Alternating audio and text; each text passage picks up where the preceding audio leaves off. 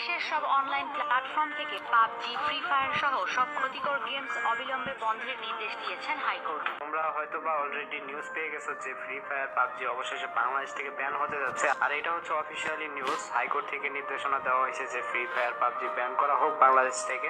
Free fire সহ সকল ক্ষতিকর অনলাইন গেম বন্ধের নির্দেশ দিয়েছেন হাইকোর্ট। কিছু টিকটকার ভিডিও দেখলাম যে ফ্রি ফায়ার নাকি ব্যান করে দিয়েছে। গত কয়েকদিন ধরে ইউটিউব, ফেসবুকে অনলাইন প্ল্যাটফর্মে ঢুকতে দেখতে পাচ্ছি ফ্রি ফায়ার গেম নাকি ব্যান হয়ে যাবে। নাকি হাইকোর্টের নির্দেশ ফ্রি ফায়ার পাবজি সহ যত ক্ষতিকর গেম আছে সকল গেম বলে ব্যান করা হবে। আমরা সেই টপিকটা নিয়ে কথা বলবো, তাই সম্পূর্ণ ভিডিওটা দেখতে থাকো।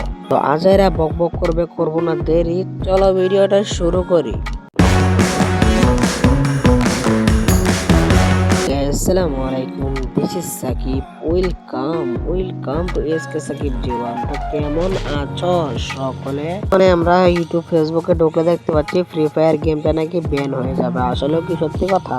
আসলে এই পুরো ঘটনাগুলোই হচ্ছে ভুয়া একটা সংবাদ, ভুয়া একটা ঘোষণা। একটা আবাল মার্কা টিকটক আইডির রিলস বানানোর জন্য তাদের টিকটক আইডিতে যেসব মন চায় সেই সব আপলোড করে থাকে। সব ফালতু কন্টেন্ট ক্রিয়েটরের জন্য ভালো কন্টেন্ট ক্রিয়েটরদের দুর্নাম হয়।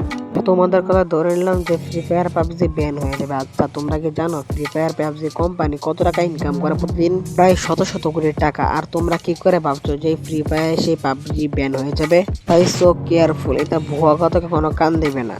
আজকে ভিডিওর মধ্যে দেখা হবে অন্য কোনো ভিডিওতে, অন্য কোনো টপিক নিয়ে। আসসালামু আলাইকুম।